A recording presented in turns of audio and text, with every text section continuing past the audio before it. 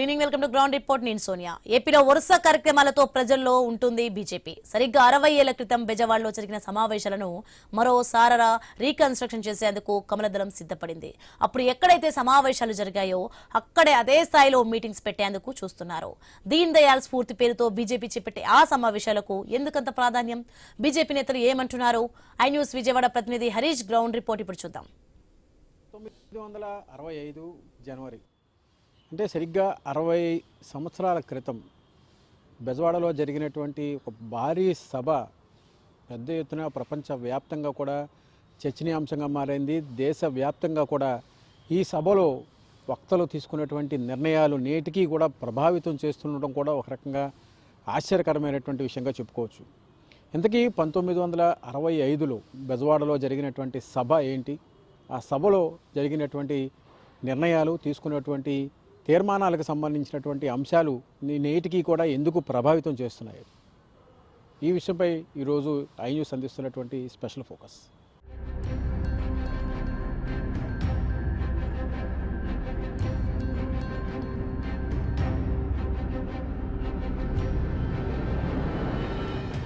ఏకాత్మ మానవ దర్శన్ ఈ పేరుతో పెద్ద ఎత్తున 60 సంవత్సరాల క్రితం విజయవాడలో జరిగినటువంటి సభ తర్వాత దేశవ్యాప్తంగా కూడా ఈ సభ యొక్క తీర్మానాలు ప్రభావితం చేస్తున్నాయి. ఇప్పటికీ కూడా అవే తీర్మానాలతో, అవే ఆదర్శప్రాయమైనటువంటి నడవడికతో ఇప్పటికీ కూడా దేశం ముందుకు వెళుతున్నటువంటి సిచ్యువేషన్ ఇప్పటికీ కూడా చర్చనీయాంశంగా మారింది. ఇందుకు 60 సంవత్సరాల క్రితం జరిగినటువంటి అంశం ఒక ఎత్తు అయితే కనుక ఇక రాబోయేటువంటి రోజుల్లో జరిగేటువంటి రాజకీయపరమైనటువంటి అంశాలు, దేశ ఔన్నత్యానికి సంబంధించినటువంటి అంశాలు ఎలా ప్రభావితం చేస్తున్నాయి? సరిగ్గా 60 సంవత్సరాల క్రితం విజయవాడలో ఇదే ప్లేస్లో జరిగినటువంటి సభ, పెద్ద ఎత్తున జరిగినటువంటి సభకు సంబంధించినంత వరకు కూడా ఏకాత్మ దివస్గా దీన్ని అప్పటి నాయకత్వం అంతా కూడా పిలిచేటువంటి సిచ్యువేషన్ ఉంది. 60 ఏళ్ల క్రితం పండిట్ దీన్ దయాళ్ విజయవాడ రావటం, అదే సమయంలో విజయవాడలో ఈ ప్రాంతంలోనే జనసంఘ్ జాతీయ సభల్లో ఏకాత్మ మానవతా దర్శన్ పేరుతో నిర్వహించినటువంటి కార్యక్రమం, జనవరి 23, 24 తేదీల్లో నిర్వహించినటువంటి కార్యక్రమంలో తీసుకున్నటువంటి నిర్ణయాలు పెద్ద ఎత్తున దేశవ్యాప్తంగా కూడా ఇప్పటికీ కూడా అందరి దృష్టిని ఆకర్షిస్తున్నాయి. అదేవిధంగా భారత్ తీసుకునేటువంటి నిర్ణయాల్లో నేటికి కూడా ఆ రోజు తీసుకున్నటువంటి తీర్మానాలకు సంబంధించినటువంటి అంశాలను పరిగణలో తీసుకుని నడవడిక ద్వారా ముందుకు వెళుతున్నటువంటి సిచ్యువేషన్ ఇప్పటికీ కూడా అటు ఆర్థిక పరంగా, ఇటు దేశ ఔన్నత్యానికి, దేశ భద్రతకు సంబంధించి ఈ మొత్తం అంశానికి సంబంధించినంత వరకు కూడా పండిట్ దీన్ దయాళ్ తీసుకున్నటువంటి నిర్ణయాలు, అప్పుడు విధానాలకు సంబంధించి జరిగినటువంటి సభ దేశవ్యాప్తంగా కూడా పెద్ద ఎత్తున జరిగినటువంటి సభకు సంబంధించినంత వరకు కూడా పెద్ద ఎత్తున ఎన్నికల్లో 33 సీట్లకు సంబంధించి అదేవిధంగా 14% ఓట్లు ప్రభావితం చేసినటువంటి సభగా దీన్ని పేర్కొంటున్నారు. 1965 ప్రస్థానం భావజాలానికి సంబంధించి ప్రజానీకం ఇప్పటికీ కూడా స్వాగతించే దిశగా తీసుకున్నటువంటి నిర్ణయాలు, దేశ స్వావలంబనతో పాటు ఆర్థిక పరమైనటువంటి అంశాలకు సంబంధించినటువంటి అంశాలతో కూడుకున్నటువంటి చరిత్ర నేటికి 60 ఏళ్ళు పూర్తి చేసుకున్నటువంటి సిచ్యువేషన్ కనిపిస్తుంది. ప్రధానంగా జనసంఘ్ సంబంధించినంత వరకు కూడా తీసుకున్నటువంటి నిర్ణయాలకు సంబంధించి నేటికి కూడా అదే రకమైనటువంటి అంశాలు ముందుకు వెళుతున్నటువంటి సిచ్యువేషన్ కనిపిస్తుంది. ఆ సభలో తీసుకున్నటువంటి నిర్ణయాల తర్వాత అన్ని విషయాల్లో కూడా పెద్ద ఎత్తున 370కి సంబంధించి ఆర్టికల్ రద్దుకు సంబంధించినటువంటి తీర్మానం, ఆ రోజు చేసినటువంటి తీర్మానానికి సంబంధించి ఆ సమావేశంలో తీసుకున్నటువంటి నిర్ణయాలకు సంబంధించినటువంటి అంశం కూడా విజయవాడ కేంద్రంగా చేసుకుని జరిగిందనేటువంటి ఒక అభిప్రాయం ఇప్పటికీ కూడా లేకపోలేదు. ప్రధానంగా రాజకీయంగా ఇటు సాంస్కృతిక కోణంలో కూడా ఈ సమావేశాల్లో ప్రత్యేకమైనటువంటి గుర్తింపు, అక్కడ వచ్చినటువంటి ప్రతినిధులు తీసుకున్నటువంటి నిర్ణయాలు, 2 రోజుల పాటు జరిగినటువంటి సమావేశానికి, 60 ఏళ్ల క్రితం జరిగినటువంటి సమావేశానికి ఇప్పటికీ కూడా అదే రకమైనటువంటి పరిణామాలతో ముందుకు వెళుతున్నటువంటి సిచ్యువేషన్ ఏదైతే ఉందో ఇప్పటికీ కూడా అదే రకమైనటువంటి స్మరణతో ముందుకు వెళుతున్నటువంటి సిచ్యువేషన్, దేశ పరిస్థితులు, రాష్ట్రాల వారీగా ఉన్నటువంటి అంశాలు, వీటన్నిటినీ కూడా పరిగణనలో తీసుకుని ముందుకు వెళ్ళేటువంటి క్రమంలో భాగంగా తీసుకున్నటువంటి నిర్ణయాలు. ఇందులో భాగంగానే మరోసారి 60 సంవత్సరాల క్రితం జరిగినటువంటి చరిత్ర ఏదైతే ఉందో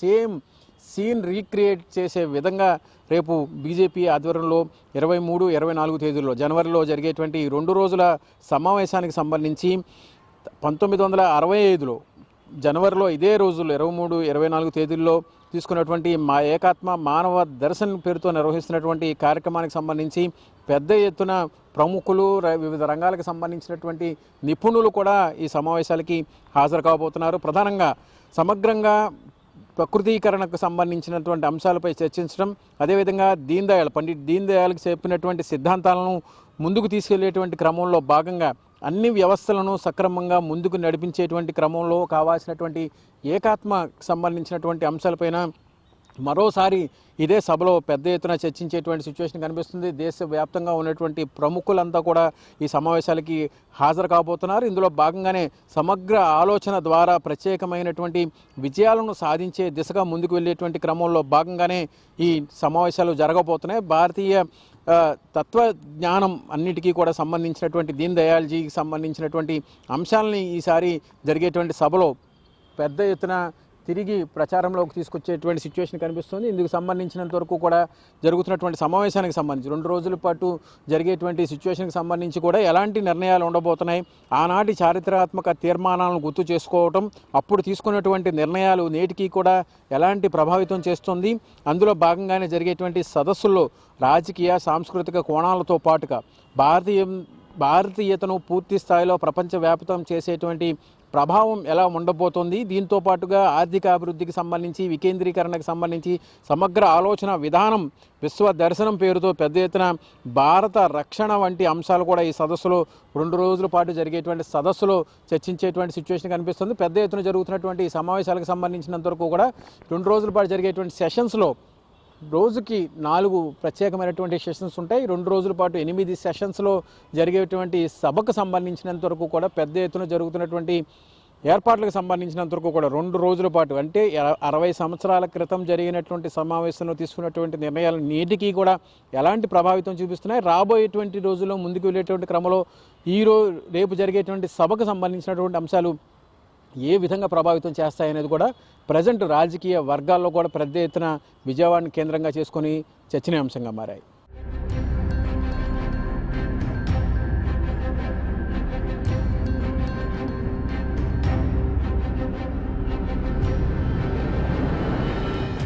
సరిగ్గా 60 ఏళ్ల క్రితం అంటే 1965 జనవరిలో విజయవాడలో ఏం జరిగింది, ఈ రకమైనటువంటి చర్చ ఇప్పుడు బెజవాడతో పాటు దేశవ్యాప్తంగా కూడా ఎక్కడ చూసినా కూడా స్పెషల్ డిస్కషన్ మొదలైనటువంటి సిచ్యువేషన్ మనం చూస్తున్నాం. ఎందుకంటే 60 ఏళ్ల క్రితం జరిగినటువంటి ఒక సభకు సంబంధించి 2 రోజుల పాటు జరిగినటువంటి సెషన్స్లో తీసుకున్నటువంటి నిర్ణయాలకు సంబంధించి ఇక్కడ తీసుకున్నటువంటి నిర్ణయాలు దేశవ్యాప్తంగా కూడా పెద్ద ఎత్తున చర్చనీయాంశంగా మారటం, వాటి అమలుకు సంబంధించినటువంటి వ్యవహారంలో తీసుకున్నటువంటి నిర్ణయాలు ఎలా ప్రభావితం చేశాయనేది కూడా ఇప్పటికీ కూడా వివిధ వర్గాల్లో చర్చనీయాంశంగా మారాయి. దాదాపుగా 60 ఏళ్ల క్రితం అంటే అప్పట్లో ఉన్నటువంటి వ్యక్తులు ఎవరైతే ఉన్నారో వాళ్ళకు సంబంధించినటువంటి అనుభవాలతో పాటుగా నేటి ప్రపంచంలో ఉన్నటువంటి ఆధునిక యుగం ఏఐ వంటి కీలకమైనటువంటి అంశాలు తెర మీదకి వచ్చిన తర్వాత విజయవాడలో ఇదే ప్లేస్లో ఇక్కడ మనం నుంచున్నటువంటి ప్లేస్లోనే జరిగినటువంటి ఒక సభ, ఆ సభ తర్వాత జరిగినటువంటి పరిణామాలకు సంబంధించినటువంటి అంశాలు ఎలాంటి ప్రభావం చూపించాయి దేశ రాజకీయాలపైన, దేశ ఆర్థిక వ్యవస్థపైన, దేశ రక్షణ వ్యవస్థ పైన, దేశంలో ఉన్నటువంటి అన్ని వర్గాలకు సంబంధించి అన్ని వర్గాలపై కూడా ఈ ప్రభావం ఎందుకు ఏర్పడింది అనేందుకు కూడా ప్రత్యేకమైనటువంటి కారణాలు కూడా ప్రత్యేకంగా కనిపిస్తున్నటువంటి సిచ్యువేషన్ మనకు కనిపిస్తుంది. ఎందుకంటే ఈ సభ ద్వారా ఏకాత్మ మానవతా దర్శన్ పేరుతో జరిగినటువంటి సభ విజయవాడలో ఇందిరాగాంధీ స్టేడియం ప్రాంతంలో ఇప్పుడు ఉన్నటువంటి ప్రాంతంలో 60 ఏళ్ల క్రితం జరిగినటువంటి సభ తర్వాత దేశ ఆర్థిక అభివృద్ధి వికేంద్రీకరణకు సంబంధించి సమగ్ర ఆలోచన విధానాలకు సంబంధించినటువంటి పరిణామాలు పెద్ద ఎత్తున చోటు చేసుకున్నటువంటి సిచ్యువేషన్స్ కనిపించాయి. ఆ రోజుల్లోనే రాజకీయంగా అదేవిధంగా సాంస్కృతిక కోణంతో పాటుగా భారతీయత అదేవిధంగా ప్రపంచవ్యాప్తంగా కూడా ఈ సదస్సుకు సంబంధించినటువంటి పరిణామాలు, ఆ తర్వాత దేశ పురోభివృద్ధిలో తీసుకున్నటువంటి నిర్ణయాలకు సంబంధించినటువంటి అంశాలు ఇవన్నీ కూడా ప్రత్యేకంగా ప్రాధాన్యత సంతరించుకున్నటువంటి సిచ్యువేషన్ కనిపించింది. ఈ అంశానికి సంబంధించినంత వరకు కూడా పెద్ద ఎత్తున జరిగినటువంటి ప్రచారం, అదేవిధంగా దేశ ఆర్థిక వ్యవస్థకు సంబంధించినటువంటి అంశాలకు సంబంధించినటువంటి వ్యవహారాలపైన తీసుకున్నటువంటి నిర్ణయాలు 1965 చారిత్రాత్మక తీర్మానాన్ని గుర్తు చేసుకునే క్రమంలో భాగంగా మళ్ళీ 60 సంవత్సరాల క్రితం విజయవాడని కేంద్రంగా చేసుకుని అదే రకమైనటువంటి ఏకాత్మ మానవతా దర్శన్ పేరుతో ప్రాముఖ్యత కలిగినటువంటి సమావేశం జరగబోతోంది. ఈ సమావేశానికి దేశవ్యాప్తంగా ఉన్నటువంటి ప్రముఖులు, రాజకీయ రంగ ప్రముఖులతో పాటుగా సాంస్కృతిక రంగానికి సంబంధించినటువంటి ప్రముఖులు, ఆర్థిక నిపుణులు, వికేంద్రీకరణకు సంబంధించి ప్రయోగాలు చేసినటువంటి, పరిశీలనలు చేసినటువంటి వ్యక్తులు కూడా ఈ సమావేశానికి హాజరు కాబోతున్నటువంటి సిచ్యువేషన్ ఉంది. 1510వ సంవత్సరంలో జనవరి 23న అప్పట్లో శ్రీకృష్ణదేవరాయలు పట్టాభిషిక్తుడు కావటం, ఆ కార్యక్రమానికి సంబంధించినంత వరకు కూడా ప్రత్యేకించి అప్పుడు జరిగినటువంటి 60 ఏళ్ల క్రితం జరిగినటువంటి కృష్ణ సమావేశానికి శ్రీకృష్ణదేవరాయ నగర్గా నామకరణం చేశారు. ఇప్పుడు కూడా సేమ్ అదే సమావేశం జరుగుతున్నటువంటి నేపథ్యంలో మళ్ళీ అదే పేరుతో ఇదే ప్రాంతంలో 60 ఏళ్ల తర్వాత మరోసారి పెద్ద ఎత్తున జరగబోతుంది ఈ కార్యక్రమం.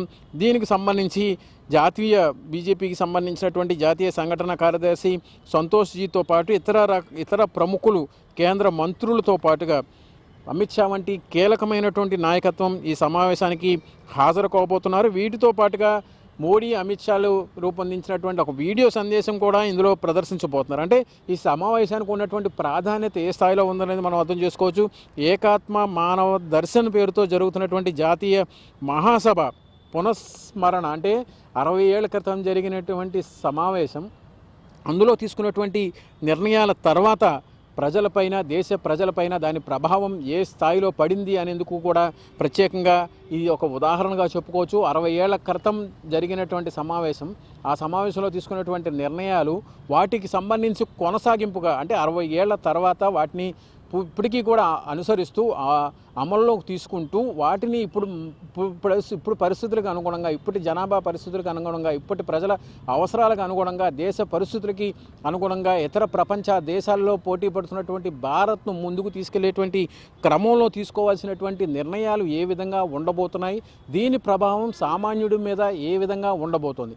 ఇదే ఇప్పుడు ప్రత్యేకంగా ప్రపంచవ్యాప్తంగా జరుగుతున్నటువంటి పోటీ క్రమంలో దేశవ్యాప్తంగా కూడా భారత్తో పోటీ పడేందుకు వస్తున్నటువంటి ప్రపంచ దేశాలకు సంబంధించినటువంటి అంశాలను చర్చించడం, దేశ వ్యవస్థకు సంబంధించి, ఆర్థిక వ్యవస్థకు సంబంధించి, దేశ రక్షణ వ్యవస్థకు సంబంధించినటువంటి అంశాలను ఏ విధంగా ముందుకు తీసుకువెళ్ళేటువంటి క్రమంలో అనుసరించాల్సినటువంటి నిర్ణయాలకు సంబంధించి 60 ఏళ్ల క్రితం తీసుకున్నటువంటి కీలకమైనటువంటి నిర్ణయాలు, వాటి ప్రభావం 60 ఏళ్ల తర్వాత ఏ విధంగా ప్రజానీకం పైన పూర్తి స్థాయిలో ఎఫెక్టివ్గా పనిచేస్తున్నాయి.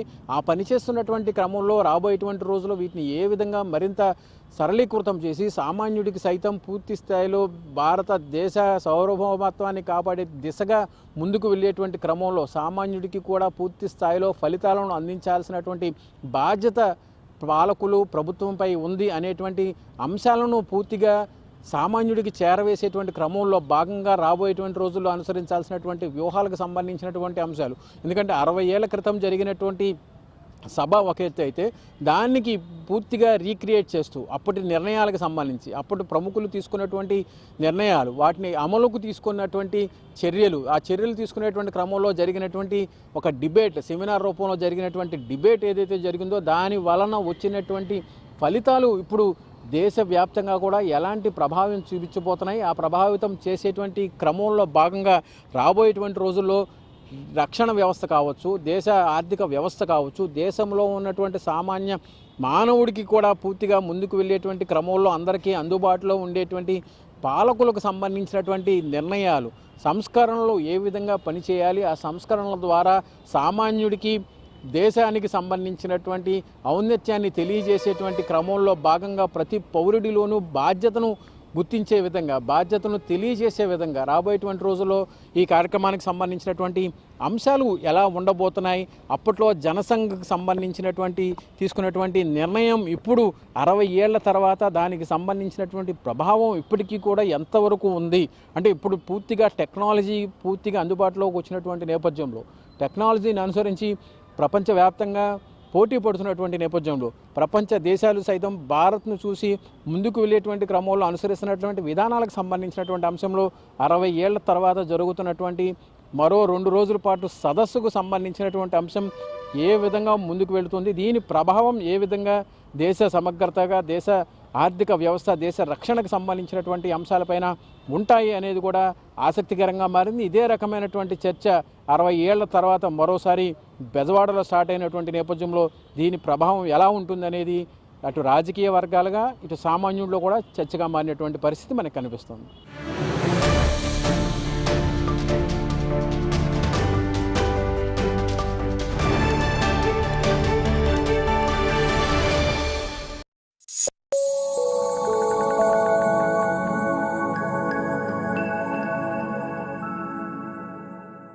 ఎవరిని రుద్దాలని మీ ప్లాన్? టాయిలెట్ ను.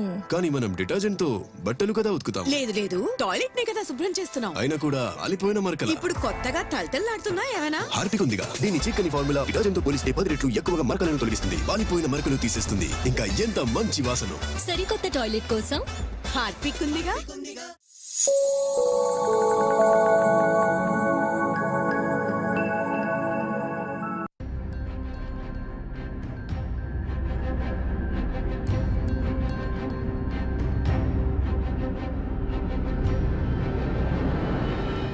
ఒకటి కాదు, రెండు కాదు, ఏకంగా 60 సంవత్సరాల క్రితం జరిగినటువంటి సభ.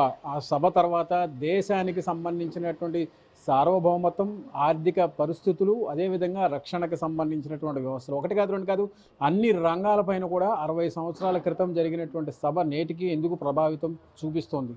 దీనికి కారణాలు ఏంటి? రాబోయేటువంటి రోజుల్లో ఇది కేవలం రాజకీయంగా ముడిపడేటువంటి అవకాశం ఉందా, లేదంటే 60 సంవత్సరాల క్రితం జరిగినటువంటి సభ తర్వాత తీసుకున్నటువంటి నిర్ణయాల మేరకు దేశాన్ని ముందుకు నడిపించేది మరోసారి ఈ సభ నిరూపించేటువంటి అవకాశం ఉందా? 2 రోజుల పాటు జరుగుతున్నటువంటి సభకు సంబంధించి వచ్చేటువంటి అతిథులకు సంబంధించినటువంటి అంశం ఒక ఎత్తు అయితే కనుక, ఈ సభ కేవలం రాజకీయ కోణంలోనే ముందుకు వెళ్ళేటువంటి సిచ్యువేషన్ ఉందా, దేశ సమగ్రతకు సంబంధించినటువంటి అంశంపైన చర్చించేటువంటి అవకాశం ఉందా?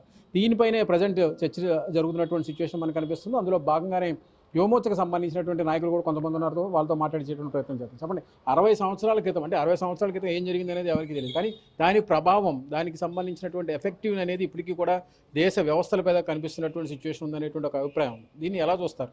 అందరికీ నమస్కారం. వందే మాత్రం. ఏదైతే 1965 విజయవాడ నగరంలోని ఇందిరాగాంధీ మున్సిపల్ స్టేడియం ప్రాంగణంలో, ఇప్పుడు స్టేడియం ఉన్న ప్రాంగణంలో 1965 సంవత్సరం, అంటే నేటికి 60 సంవత్సరాల క్రితం ఏకాత్మత మానవ దర్శనాన్ని భారతీయ జనసంఘ వ్యవస్థాపకులు పండిట్ దీన్ దయాళ్ ఉపాధ్యాయ ఆ రోజున సిద్ధాంతంగా దేశం మొత్తం వ్యాపింపజేసేలాగా 30,000 మందితో పెద్ద సదస్సును ఆ రోజు ఆ మున్సిపల్ స్టేడియం ప్రాంగణంలో నిర్వహించడం జరిగింది.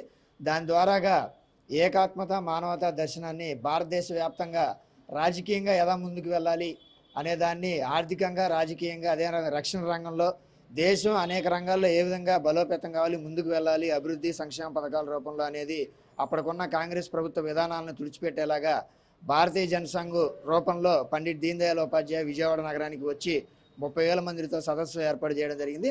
ఆ సదస్సును నేటి రాష్ట్ర అధ్యక్షులు మాధవ్ గారు పునర్దర్శన సదస్సుగా, అది ఆ రోజు ఏ విధంగానైతే సదస్సు జరిగిందో దాన్ని రీక్రియేట్ చేసే విధంగా ఈరోజు ఈ నెల 23, 24వ తేదీల్లో అదే ప్రాంగణంలో భారీ ఎత్తున 300 మంది రాష్ట్ర వ్యాప్త డెలిగేట్స్తో, అదేవిధంగా జాతీయ నాయకులు, మొత్తం రాష్ట్ర వ్యాప్తంగా ఉమ్మడి ఆంధ్రప్రదేశ్ నుంచి అప్పట్లో ఉన్న కిషన్ రెడ్డి గారు, అదేవిధంగా రామ్మోహన్ మాధవ్ గారు, మురళీధర్ రావు గారు ఈ కార్యక్రమానికి. ప్రభావం ఎలా ఉండబోతుంది? 60 సంవత్సరాల క్రితం జరిగినటువంటి ఒక సభ దేశ ఆర్థిక వ్యవస్థ కావచ్చు, ఇతర అన్ని రంగాల మీద ప్రభావితం చేసినటువంటి నేపథ్యంలో, కానీ ఇప్పుడున్నటువంటి రాజకీయ వ్యవస్థలు, రాజకీయ పార్టీల్లో ఈ పరిణామాలు ఎలా దారితీస్తాయి? దీని ప్రభావం దేశం మీద, సామాన్య ప్రజానీకం మీద ఎలా ఉంటుందనేది మీ అభిప్రాయం?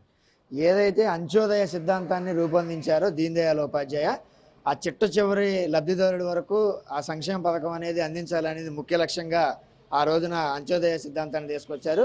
ఈ ఏకాత్మత మానవతా దర్శనాన్ని కూడా ఈరోజు ఆంధ్రప్రదేశ్ రాష్ట్రంలో ఈ సదస్సు ద్వారాగా నిర్వహించి దేశవ్యాప్తంగా మరొకసారి ఆ కార్యక్రమాన్ని పునఃసమీక్షించుకొని ముందుకు వెళ్ళేలాగా ఆంధ్రప్రదేశ్ నుంచి దేశవ్యాప్తంగా ఒక సంకేతం అనేది రాష్ట్ర అధ్యక్షులు మాధవ్ గారు ఇవ్వబోతున్నారు. ఈ కార్యక్రమంలో ప్రత్యేక వీడియోని నరేంద్ర మోడీ గారు రూపొందించిన ప్రత్యేక వీడియోని ఈ కార్యక్రమంలో ప్రదర్శించబోతున్నారు. ఆ రోజున ఏదైతే ఆ సదస్సు తర్వాత దేశంలో రాజకీయ వ్యవస్థ ఎలాగైతే బలపడిందో, మారిందో, ఈ రోజు కూడా అలాంటి ఆవశ్యకత మళ్ళీ రాష్ట్రంలో పునరావృతం కావాలని ఈ కార్యక్రమాన్ని తీసుకోవడం జరిగింది.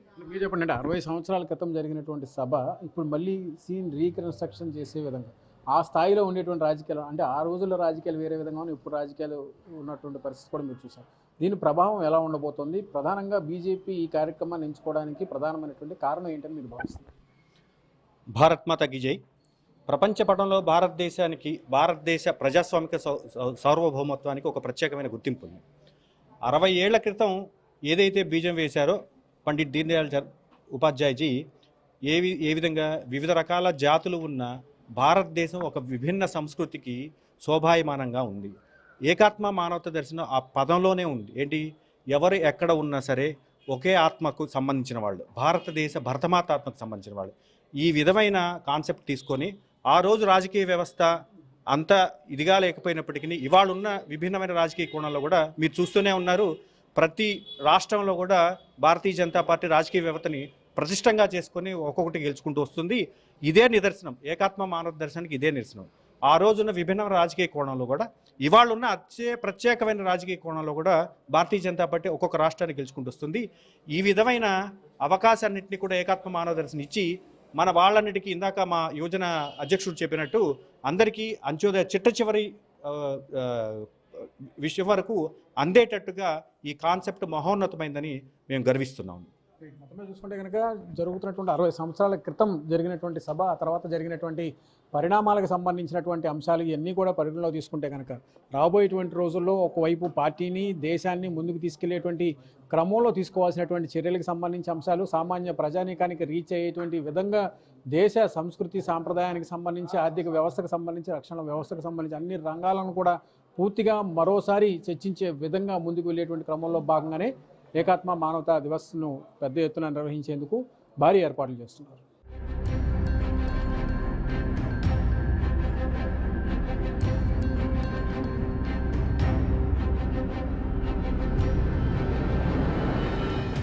ఐ న్యూస్ ప్రేక్షకులకు నమస్కారం.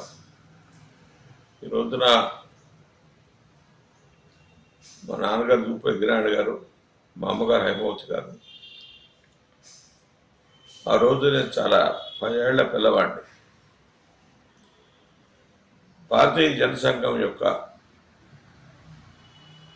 Sessions, national council meeting, national executive 2 జరిగినాయి విజయవాడలో. 21 నుంచి 26 దాకా జరిగినాయి.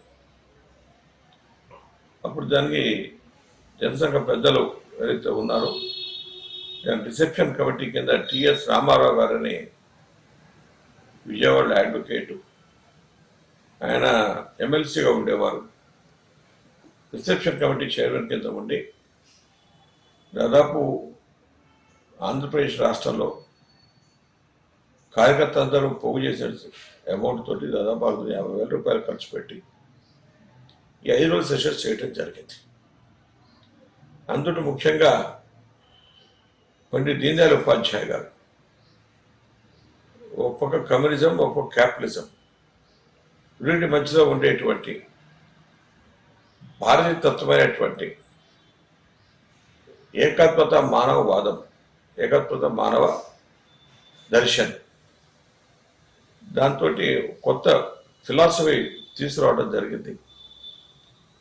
దానికి దీన్ దయాళ్ ఉపాధ్యాయజీ చాలా అభినవమైన స్టడీ చేసిన తర్వాత భారతీయమైనటువంటి కాన్సెప్ట్ పురాతన వాటిలోంచి తీసి వేదాల్లోంచి తీసుకొచ్చిన ఆర్థిక సిద్ధాంతాన్ని ఒకటి ప్రపంచానికే ఆయన చూపించారు. ఆ జరిగినటువంటి సంఘటన, ముఖ్య సంఘటన విజయవాడలో ఉండేటువంటి శ్రీకృష్ణదేవరాయ నగర్, దాన్ని నామకరణం చేసి అక్కడ వారు ప్రబోధించడం జరిగింది. దానికి పెద్దలు అప్పుడు వజ్రాజ్ వ్యాస్, ఆయన జనసంఘ అధ్యక్షుడిగా ఉండేవారు. అనేక మంది పెద్దలు, జనసంఘ పెద్దలు ఆ సెషన్స్ రావటం, అందుట్లో ఈ వారి యొక్క అభిప్రాయం చెప్పడం, దాని కౌన్సిల్ దాన్ని స్వీకరించిన మీద సెషన్స్ జరిగినాయి. దాని అర్థం ఏమిటి, ఏకాత్మత మానవ దర్శనం అంటే అర్థం ఏమిటి అనేది దానిపైన. తర్వాత కొంతకాలానికి ఈ మహాసభ జరిగిన తర్వాత ఇక్కడ పుట్టేటువంటి సిద్ధాంతం ఏదైతే ఉందో, దీన్ దయాళ్ ప్రవచించినటువంటి సిద్ధాంతం, అదే భారతీయ జనసంఘానికి, తనంత కాలంలో భారతీయ జనతా పార్టీకి ఇది ఒక మూల సిద్ధాంతం అయింది. ఎక్కడైతే దరిద్ర నాయుడు ఉంటాడో, స్లోగన్ మీద కాకుండా పనిచేసే సిద్ధాంతాన్ని తీసుకురావడం జరిగింది. దాంతోపాటు ఆర్టికల్ 370 ఏదైతే ఉందో దాన్ని రద్దుపరచడానికి కూడా ప్రాముఖ్యత చేరింది విజయవాడలో. దాంతోపాటు డిఫెన్స్ పాలసీ ఎట్లా ఉండాలి, ఏమిటనే పాలసీ కూడా ఈ 3 ఇంపార్టెంట్ పాలసీస్ అనేటువంటి ఇక్కడ జరగడం జరిగింది. విజయవాడలో ఉండేటువంటి కృష్ణనగర్, కృష్ణానది ఒడ్డున కనకదుర్గమ్మ తల్లి ఆశీర్వచనంతో ఈ బౌద్ధ కార్యక్రమం ఏదైతే ఉందో సిద్ధాంతాన్ని ముందుకు తీసుకెళ్ళడం జరుగుతుంది భారతీయ జనసంఘ. దాంతోపాటు భరత్ షెకావత్ గారు అట్లా ఇంకా అనేక మంది నాయకులు ఎవరైతే ఉన్నారో ఆ రోజు యంగ్ పీపుల్ అంతా ఉన్నారో వాళ్ళందరూ కూడా ఈ సిద్ధాంతాన్ని ముందుకు తీసుకెళ్ళడం జరిగింది. అందులో ముఖ్య భూమిక పాత్ర మా నాన్నగారు మా అమ్మగారు పోషించడం జరిగింది. అప్పుడు నేను చాలా చిన్న 10 years old బాయ్ మా ఫాదర్తో పాటు వెళ్ళి అవన్నీ చూసిన నాకు అనిపించింది ఏంటంటే ఒక రాజకీయ సిద్ధాంతం కోసం బతకాలి, ఒక రాజకీయ సిద్ధాంతం కోసం నేను నిలవాలి, ఒక పద్ధతి కోసం నిలబడాలి, దేశంలో అభివృద్ధి జరగాలనేటువంటి ఆకాంక్ష ఏదైతే దీన్ దయాళ్ చెప్పారో వెన్న మీదట చాలా ఆనందం వేసింది. దాంతోపాటు దీన్ దయాళ్ ఉండేటువంటి అనేక రకమైనటువంటి ఆలోచన పరంపరలు సిద్ధాంతం కోసం ఎట్లా కార్యక్రమం నిర్వహించుకొని చెయ్యాలి అనేటువంటి క్లాసెస్ తీసుకుంటూ చెప్పడం జరిగింది. ఆయన ఒక మహత్తర కార్యక్రమం అసలు ఇది. ఎందుకు చెప్తా అంటే ఒక పక్క క్యాపిటలిజం, ఒక పక్క కమ్యూనిజం, 2 సిద్ధాంతాలు ప్రపంచాన్ని వెళ్తున్నప్పుడు ఈ కొత్త సిద్ధాంతాన్ని, భారతీయ తత్వమైన సిద్ధాంతాన్ని, భారతీయ మూలమైన సిద్ధాంతాన్ని ఎవరైతే దరిద్ర నారాయణుడు చెప్పి నోటి మాటలు చెప్పారో కాకుండా అసలైనటువంటి ప్రణాళిక ఎట్లా ఉండాలి అని చెప్పినటువంటి మహాత్ముడు ఆయన. ఆ సిద్ధాంతం కూడా ఏంటంటే ధర్మ, అర్థ, కామ, మోక్షాలు వీటిని ఆధారపడి ఫిలాసఫీ తయారు చేశారు ఆయన. ఆ ఫిలాసఫీ ఏదైతే ఉందో అది అన్ని రకాలుగా ఉపయోగిస్తుంది. ఇప్పుడు కూడా మోడీ గారు కూడా అదే ఫిలాసఫీ ఉపయోగిస్తున్నారు. అటల్ బిహారీ వాజ్పేయి గారు దాన్ని ఆధారపట్టే చతుర్భుజ్ కానీ ఇంకోటి కానీ ఏమైనా చేసి డెవలప్మెంట్ యాక్టివిటీస్.